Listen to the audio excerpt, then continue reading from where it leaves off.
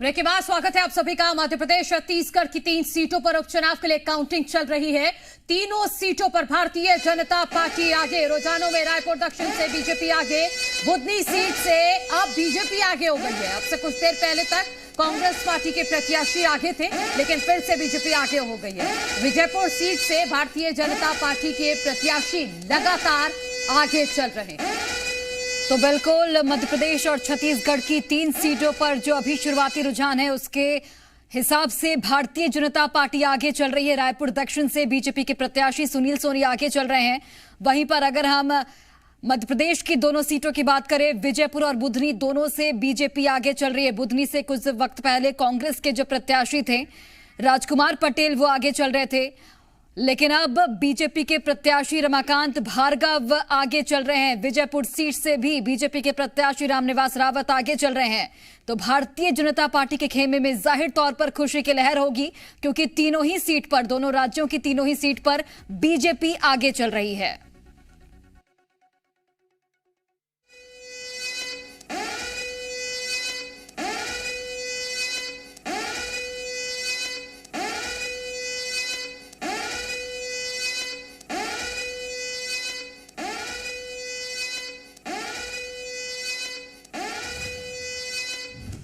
और वहीं बुधनी सीट से भी बीजेपी के ही प्रत्याशी आगे चल रहे हैं। कुछ वक्त पहले राजकुमार पटेल, जो कांग्रेस के प्रत्याशी थे, वो आगे चल रहे थे।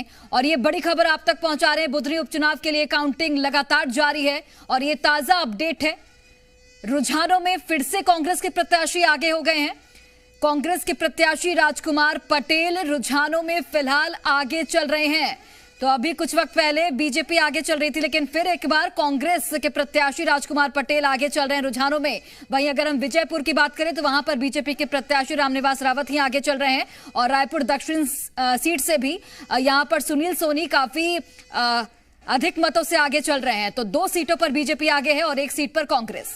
तो बुधनी सीट पर मुकाबला दिलचस्प होता जा रहा है, क्योंकि कभी भारतीय जनता पार्टी के प्रत्याशी रमाकांत भार्गव यहां से आगे हो जाते हैं, तो कभी कांग्रेस पार्टी के प्रत्याशी राजकुमार पटेल लीड ले जाते हैं। एक बार फिर से यह बड़ा अपडेट आया है कि भारतीय जनता पार्टी के प्रत्याशी पीछे हो गए हैं, कांग्रेस पार्टी के प्रत्याशी आगे हैं। हमारे तमाम मेहमान हमारे साथ जुड़े हुए हैं। भारतीय जनता पार्टी का पक्ष रख लिए मध्य प्रदेश से ब्रजगोपाल लोया जी हैं, कांग्रेस पार्टी की तरफ से हमारे साथ राजकुमार जी हैं। ब्रजगोपाल लोया जी, बुधनी में क्या हो रहा है? ये बुधनी तो गढ़ है ना भारतीय जनता पार्टी का। 9 बार कम से कम आपके विधायक यहां से रहे हैं, लेकिन कभी आप आगे होते हैं, लेकिन ज्यादा लीड कांग्रेस पार्टी अभी शुरुआती दौर में दिखाई दे रही है कांग्रेस पार्टी की। नहीं, देखिए, बिल्कुल निश्चित आप सही कह रहे हैं, परंतु ये 2 राउंड थे जिनमें कांग्रेस पार्टी के प्रत्याशी राजकुमार पटेल जी को जीतना था। निश्चित है, ये पूर्व से हमें भी इसकी उम्मीद थी कि बक्तरा से लेकर कुसुमखेड़ी तक का जो बेल्ट है, इस बेल्ट में राजकुमार जी को अच्छा समर्थन है, क्योंकि ये उनका गृह क्षेत्र है। तो यहाँ उन्हें समर्थन है। मगर अब आप देखेंगे कि इसके आगे अब उन्हें कहीं कुछ नहीं मिलने वाला है। और भारतीय जनता पार्टी बहुत कंफर्टेबल और बहुत अच्छे मार्जिन से बुधनी सीट जीतने जा रही है। उसमें किसी तरह का कोई शक और चिंता नहीं है। नहीं, ये स्थिति नहीं ब्रजगोपाल लोया जी, अगर ऐसी स्थिति भी बन रही है तो ये भी तो चिंता का विषय है ना। आपका गढ़ है बुधनी, आपका गढ़ है। 2006 से 2023 तक कोई हिला नहीं पाया भारतीय जनता पार्टी को वहां से। नहीं, 2003 से लगातार भारतीय जनता पार्टी वहां चुनाव जीत रही है। और मैं फिर से आपसे कह रहा हूं कि लगातार चुनाव जीतने की जो परंपरा है उसे भी कायम रखेंगे। जो बहुत अच्छे मार्जिन से जीतने की परंपरा है उसे भी कायम रखेंगे। और ये मतदान केंद्रों की जानकारी प्रत्येक व्यक्ति को है, जिन्होंने बुधनी विधानसभा में काम किया है। उन सबको मालूम है कि हम लगभग 28 मतदान केंद्रों पर चुनाव हार रहे हैं। बाकी कहीं पूरे बुधनी विधानसभा क्षेत्र में हम कहीं चुनाव नहीं हारेंगे। और निश्चित आप शाम तक देखेंगे, तो शाम भी जरूरत नहीं है, अभी आधे 1 घंटे में आप देखेंगे जैसे अगले चक्र होंगे कि भारतीय जनता पार्टी की राजकुमार उपाध्याय जी, ब्रजगोपाल लोया जी कह रहे हैं कि यहाँ पर अभी शुरुआती रुझान है और लगभग 1 से 2 क्षेत्र ऐसे हैं जहां पर आपके जो प्रत्याशी राजकुमार पटेल का, वहां पर जो दबदबा है वो था, लेकिन अब जो आगे की जो काउंटिंग होगी वहां पर बीजेपी ही आगे होगी।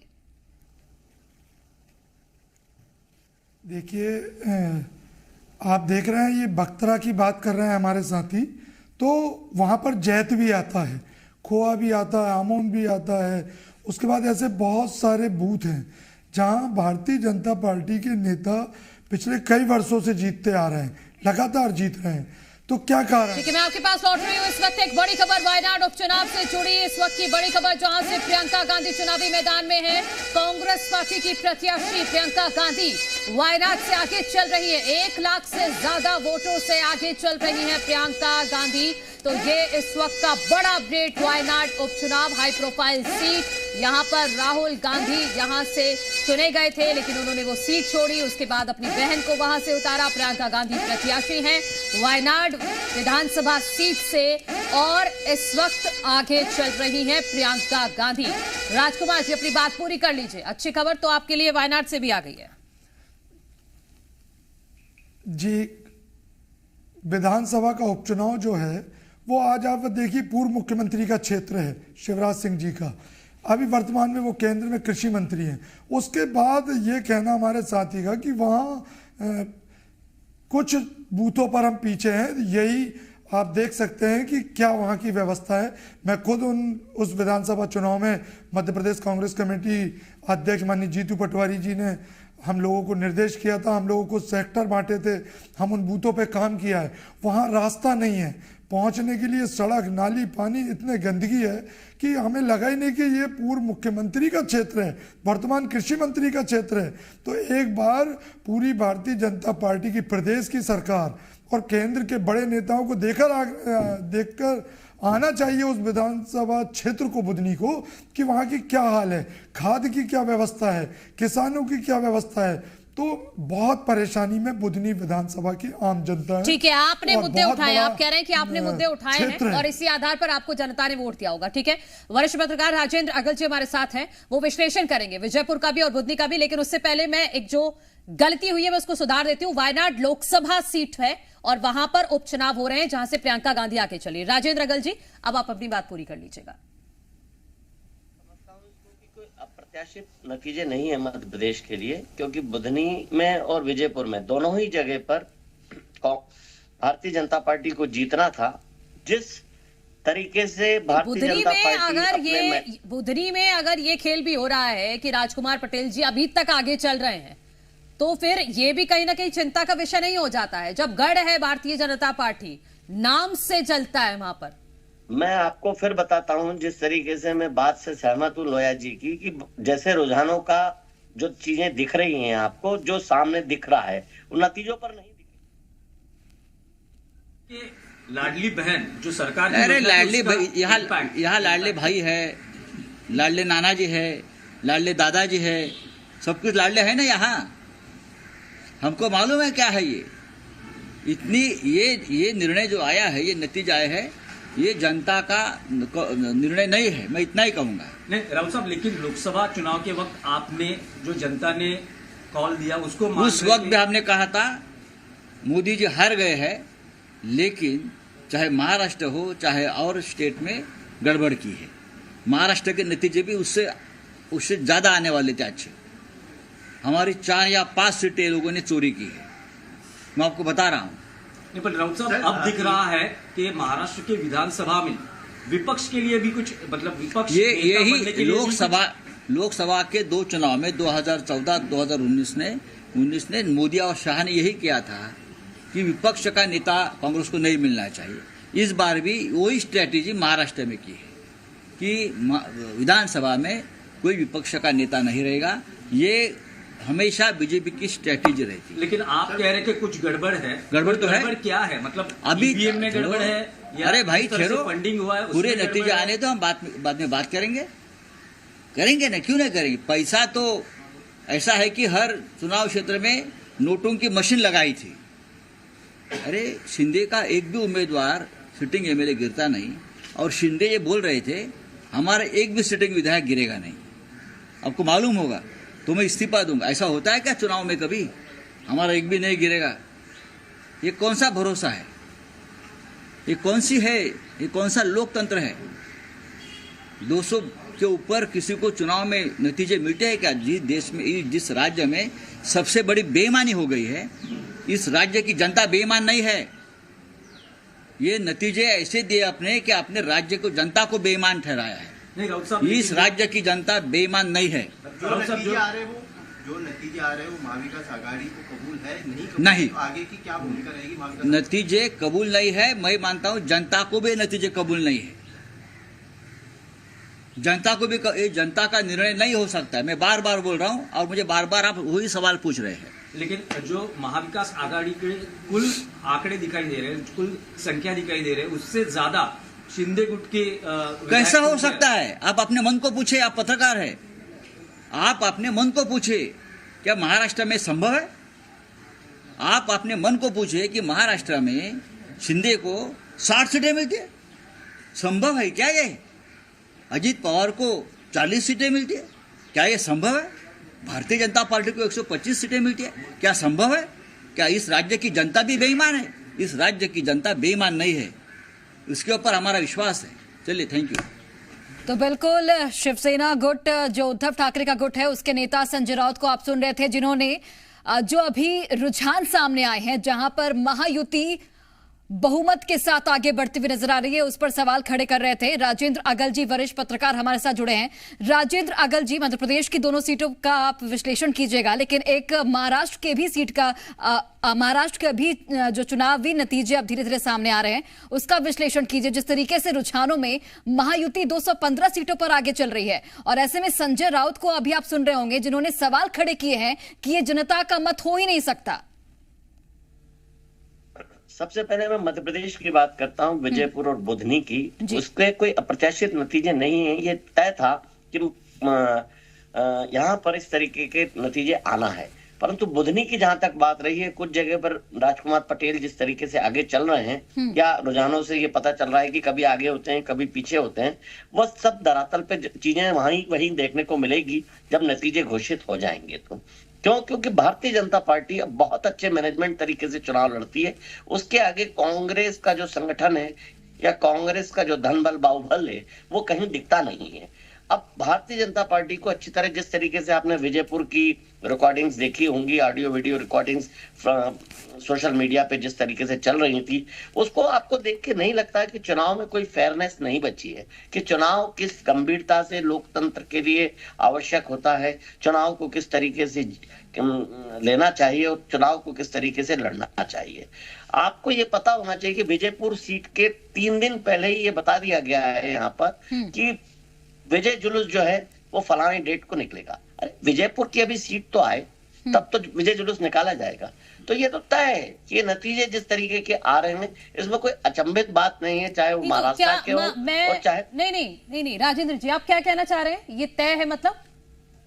ये तय है कि भारतीय जनता पार्टी जिस तरीके से चुनाव जीत रही है, वो चुनाव को सबको, सबका तरीका सबको पता है अच्छी तरह। इसलिए मैं आपको बार-बार, क्या कुछ गड़बड़ी हुई है? नहीं, तरीका से मतलब देखिए, मैनेजमेंट है, मैनेजमेंट चुनाव किस तरीके से लड़ा जाता है उनको बहुत अच्छी तरीके से नहीं। स्ट्रैटेजी या गड़बड़ी से कहीं कम नहीं। स्ट्रैटेजी या गड़बड़ी नहीं, देखिए स्ट्रैटेजी पब्लिक, दोनों चीजें अलग है ना। पब्लिक के दिलों में, दिमाग में है कि क्या करना है, परंतु पब्लिक के दिल और दिमाग का वहां पर बहुत ज्यादा वजूद और असर नहीं पड़ता है। जिस तरीके से इलेक्शन नजदीक आता जाता है, करीब आता जाता है, वहां। ठीक है, मैं लौट रही हूँ आपके पास राजेंद्र जी। रायपुर दक्षिण सीट के लिए काउंटिंग चल रही है और वहां पर जो अब का अपडेट है उसके मुताबिक रुझानों में भारतीय जनता पार्टी के प्रत्याशी सुनील सोनी आगे चल रहे हैं। 11,286 मतों से भारतीय जनता पार्टी के प्रत्याशी सुनील सोनी आगे चल रहे हैं।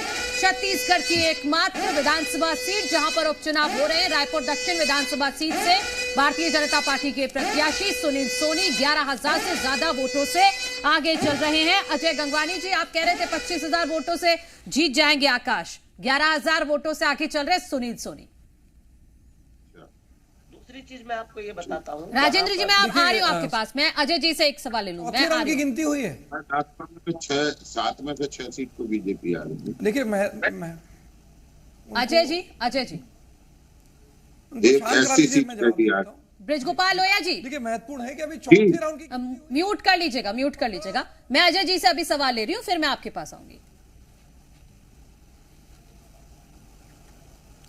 सुनिए, एक महत्वपूर्ण बात यह है कि अभी 4 राउंड की गिनती हुई है, 15 राउंड की गिनती बाकी है। मतलब भी मात्र 20% काउंटिंग हुई है, 80% काउंटिंग अभी बाकी है। अभी भी किसी परिणाम तक पहुंचना बहुत जल्दी है। अलग अलग वार्ड के अलग अलग वोटर्स हो सकते हैं। अभी जो पेटियां खुली है वो भाजपा समर्थित वोट्स की है। अभी जो मेन पेटियां खुलेंगी 15 उसकी, तब ज्यादा उसको बेहतर स्थिति होगी।